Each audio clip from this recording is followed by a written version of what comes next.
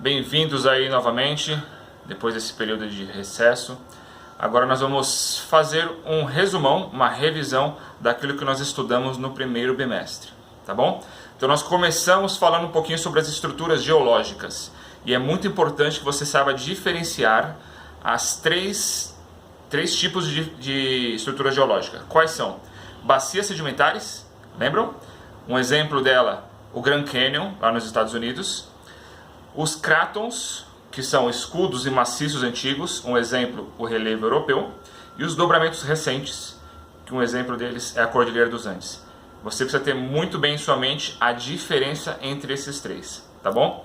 Também saber diferenciar o que é península, o que é golfo e o que é baía. E depois nós tivemos ali uma série de conteúdos intensos, maçantes, onde nós conversamos sobre o relevo dos continentes de todo o mundo. Falamos sobre a América, sobre a questão das salinas lá na Bolívia, falamos sobre as Cordilheiras dos Andes, a mais importante na América do Sul, falamos sobre a Patagônia, falamos também na América do Norte sobre a questão do Grand Canyon, na América Central a diferenciação, porque é uma região de Antilhas, né, de ilhas, as grandes Antilhas, pequenas Antilhas, é importante você saber diferenciar o relevo entre eles. Conversamos um pouquinho sobre o relevo africano, onde tem o deserto do Saara como seu principal foco, mas também tem a região do Rift Valley, onde ficam as montanhas mais altas do relevo africano.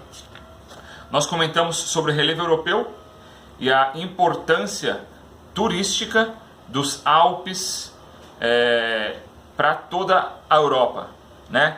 Nós também falamos um pouquinho sobre a Ásia e a Cordilheira do Himalaia, a mais importante cordilheira do mundo, onde tem ali mais de 70 picos acima de 7.000 metros de altura, onde fica o Monte Everest, o mais alto de todos, com quase 9.000 metros de altura. Falamos também um pouquinho sobre a questão da formação tecnogênica, que é quando os árabes resolveram formar um novo tipo de relevo, uma nova estrutura ali em Dubai, através da tecnologia. Num espaço aquático, onde não tinha nenhum tipo de areia, terra, eles montaram.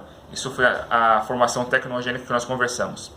Falamos sobre a Oceania e também sobre as regiões polares, áreas em que o relevo é extremamente gélido, onde tem muito gelo e as pessoas ali até têm uma dificuldade com relação à sua sobrevivência. Depois passamos para falar de hidrografia, né? Falamos sobre a bacia hidrográfica, rede hidrográfica, vertente, vale fluvial, lembra disso? Está lá no seu caderno, dá uma olhadinha, revise esse conceito que é importante, tá bom? Depois nós novamente destrinchamos a hidrografia, falando sobre as Américas, a importância da bacia amazônica para a América do Sul, não só Brasil, mas a América do Sul como um todo, já que a bacia amazônica está presente em 8 países, não é verdade? Falamos sobre a questão das Cataratas do Iguaçu, lá na região central, da América Central, conversamos sobre a importância que o Canal do Panamá tem para o transporte de mercadorias entre a América do Norte, entre os próprios Estados Unidos. Como é importante, como foi feito o investimento do governo norte-americano para que esse canal pudesse existir. Conversamos também sobre a hidrografia africana, Rio Nilo, bacia do Rio Níger, bacia do Rio Congo. Falamos sobre as Cataratas Vitória, passamos até um vídeo para alguns aí, sobre a questão da seca, né? Como a Catarata Vitória está secando com o passar do tempo por causa da dificuldade de chuvas.